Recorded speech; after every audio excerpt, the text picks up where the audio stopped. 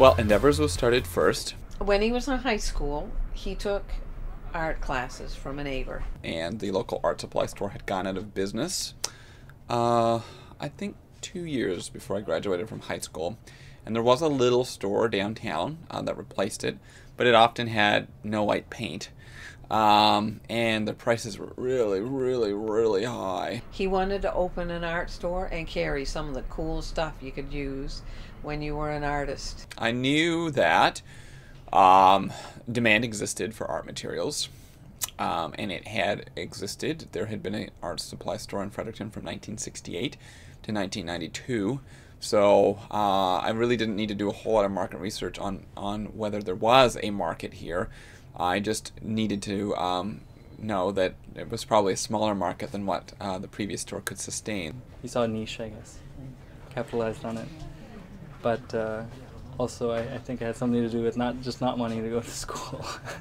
We tried to talk him into going to university, and he said no, he wanted to try the business thing first. So it was either law school or opening up the store, and the application for law school looked harder than the application for a small loan to open the business. So he opened up the business. I thought, well, if I'm going to run a business, I either wanted to sell Apple computers or I wanted to open an art supply store. So I wrote to Apple, and they said they already had dealers, but if I had $100,000, they'd be happy to start selling me computers, and I didn't have $100,000. So that means that the next step was, in fact, art supplies. I got opened in my parents' front porch in 1995. I did all the research and all the financing and all the purchasing in 1994 at the end of the year, and then by 95 had it open. And that operated as was from 1994 until 2003. We headed to Toy Fair, that first Toy Fair in 2003, and more or less just to explore some neat ideas for the kids' art department, because it was kind of sickly. A lot of the stuff we found wasn't art materials, it was actually toys, of course, because we were at Toy Fair. And I couldn't help myself. I ordered in a bunch of stuff that had nothing to do with art materials and plunked it into the kids' art supply section. And of course, as one could probably guess, that if you plunk things that have nothing to do with kids' art materials in a kids' art materials section in an art supply store, they aren't going to do very well. So we quickly realized that we would have to stick to children's art materials if we were going to continue operating an art materials store. So I wrapped my head around that. Andrew at Urban Almanac on the corner of York and Queen had a nice little shop, and his nice little shop grew and grew and grew some more until such time as another shop went out of business and he was able to move into a larger shop. And when his landlord said, "Who do you think would like to move into this little space that you started in?" he said, "Well, we need a toy store, and I know Luke was talking about that. Why don't you ask him?" Well, I decided at that point I did not want to open a toy store. And then the call came in. And a friend and I had been talking. She said, "No, Luke, this is our opportunity." So I went, "Okay, let's try and do this together." Well, the first meeting she didn't show up to, because she had to do laundry. And then the second meeting, she brought a couple bottles of wine. Not one, but I believe she brought 2 bottles of wine. So I think we spent about the first 5 minutes on the store. And then by the first finishing bottle of wine, I was like, we need to talk about business here. So we did a little bit, but we didn't really get very far. And I was thinking, okay, my timeline, it was August.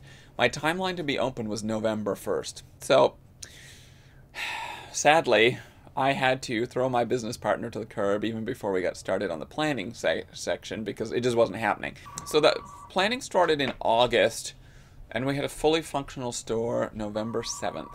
Of 2004.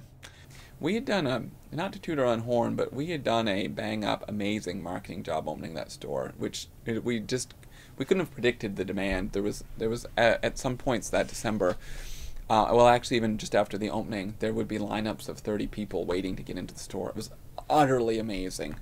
And we were utterly unprepared for the amazing demand from the toy store when it first opened.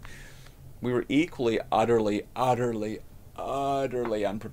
for how slow it would be the following January. So we thought fast on our feet. We reduced our hours, and those hours reductions led to further drops in sales, and it just wasn't working. We just weren't able to get the store to turn a profit. It just wasn't happening. We didn't create any huge losses either, but I wasn't getting paid for any of my time, and I ended up really sick in the summer of 2007. So I decided something's got to go. So I decided at that point to actually close the toy store. And then the space came up where we're sitting now. It was, I think, honestly, it was a God thing. It was because there's no way it could have worked out that perfectly. I decided to close the store. It was just, everything fell in perfect timing to save the store. And this concept has worked out so well. So we moved over here, was it 2007 or 2008? May have been actually 2008 that this all transpired. And since we've combined the stores, it's just been the most amazing store, amazing concept. I think if we had started it this way, like I said back in 2003, I tried to, it would have been such a half effort. I don't think it ever would have worked. But opening around the corner allowed us to create a brand, two distinct, strong brands, one that sells art supplies, one that sells toys. And those distinct, strong brands had enough time to grow and for people to get to know them. And so when it came time to cut expenses, to actually turn some profit, we had two distinct, strong brands. So the combination has worked really well. We have staff who, for the most part, know what they're talking about. I do make some mistakes, but Stefan actually does a really great job, and so does Kathy and Judy and Bud. And so, you know, we do occasionally make mistakes. We do occasionally not say hi to people when they walk through the doors. But, but for the most part, we do a pretty good job at customer service, and we offer a lot lower prices. Value every day. I just like the selection here and how it feels a lot more homey and sort of small. Like, it's not like a warehouse that's full of, you know, everything. So, you know, if it's not here, you probably don't need it. I came to help do interviewing and to help do some stock taking inventory, and I did it so well and so quickly that they decided maybe I should be hired as a full-time staff person.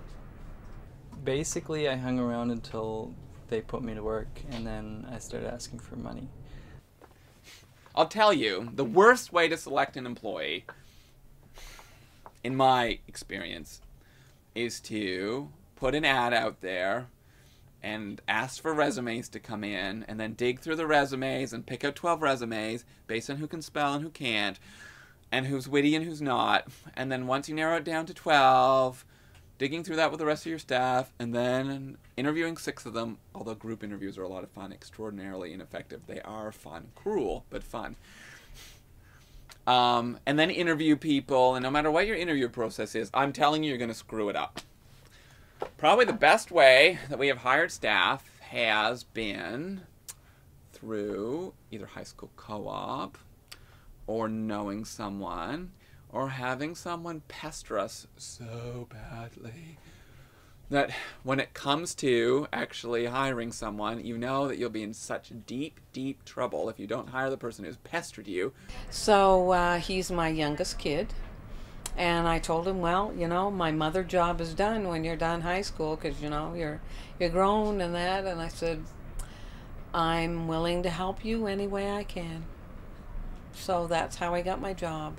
It was out of necessity. I was 17 or 18 when I started my business, and it wasn't making any money, so my mother stepped in and helped out.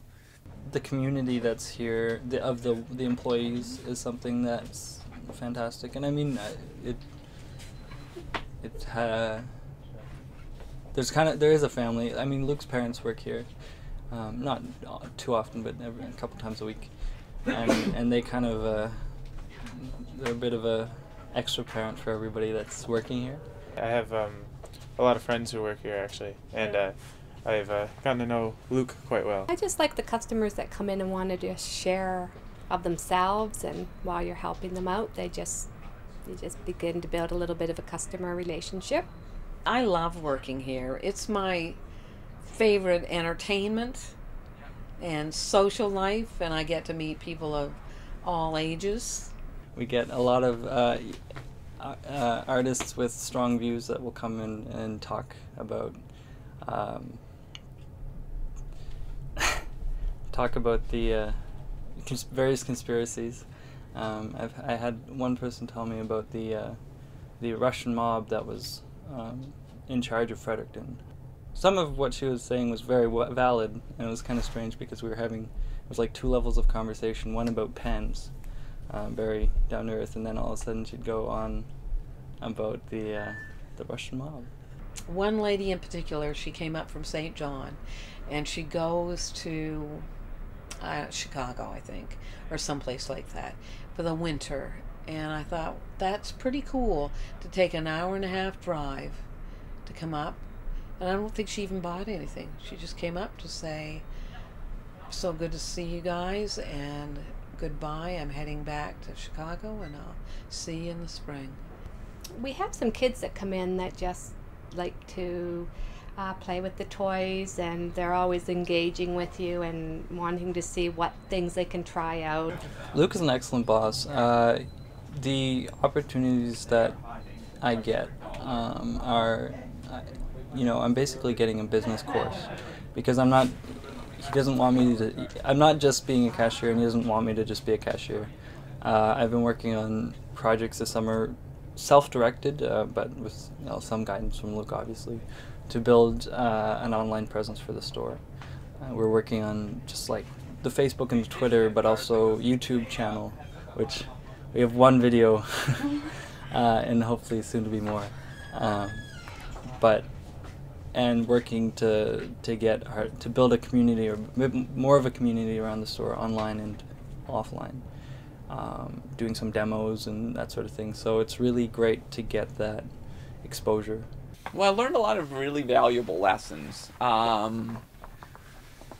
So I guess the thing is there's times when you look back and go, wow, I can't believe I was such a jerk there, or I can't believe I did this, or I can't believe I didn't hire a lawyer there, or I can't believe I hired in such a way or fired in such a way. There's always things that you can look back on and go, I'm really sorry for that. But at the same time, you learn from those experiences, and there's a certain amount you can learn from a textbook, there's a certain amount you can learn from your mentors, and there's a certain amount of mistakes that you must make on your own. I think I would have put the brakes on if I saw him making a really big mistake, but I'm a firm believer in letting my kids learn. And sometimes the best way to learn is to make a mistake, as long as it's not going to cost you an arm and a leg or whatever, or your life. And I think we learn best by making our mistakes, unless of course we can learn by somebody else's mistakes. People do say, oh, I do this differently, that differently. I think you can't look back in the past for the purposes of redoing. What you can do is look back at the past for the purposes of learning. So if you would do X or Y or Z differently, great. That will give you an opportunity tomorrow to do X or Y or Z differently. And a lot of times I've observed that people who go, oh, I really wish I could have done that differently, they do the exact same thing tomorrow. So, no, you wouldn't have done that differently. Why are you saying you wished you'd done it differently? You're doing the same thing tomorrow as what you did yesterday. What's going on? So, okay, the past is there so you can learn from it, and the things that you regret from the past, then you don't need to make those mistakes again in the future. Or if you do, you are able to see that you're making the same mistake a little bit more quickly. And, if you aren't seeing that, low fee, I can do some counseling with you. Just simply email me at info@artstuff.ca. Yes, ladies and gentlemen, info@artstuff.ca. My name is Luke.